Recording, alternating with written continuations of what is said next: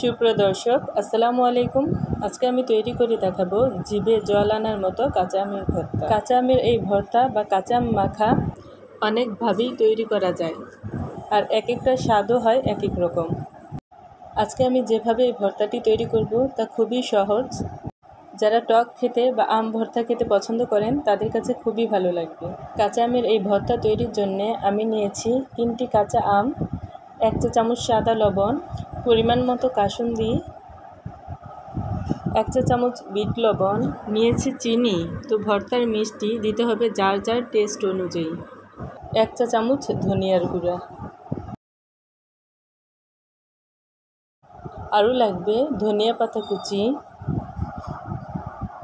বোম্বাই মরিচ, পুদিনা পাতা কুচি,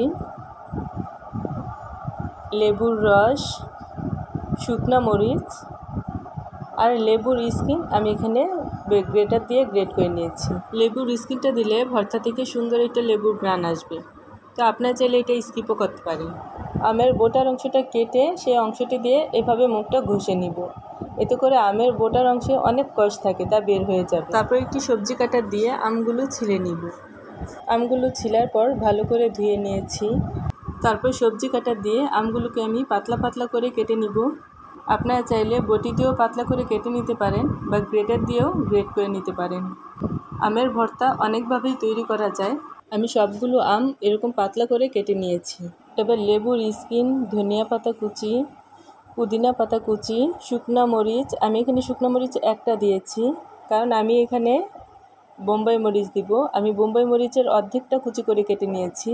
আমার বোম্বাই মরিচটা খুব বেশি ঝাল ছিল না, আর বোম্বাই মরিচ এখানে দিলে খুব সুন্দর একটা বোম্বাই মরিচের ঘ্রাণ আসবে ভর্তাটা থেকে।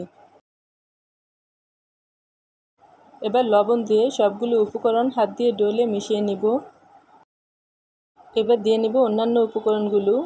দিচ্ছি বিট লবণ, ধনিয়ার গুঁড়া, কাসুন্দি। তো কাসুন্দি আপনাদের পছন্দ অনুযায়ী বাড়িয়ে বা কমিয়েও দিতে পারেন। দিচ্ছি চিনি।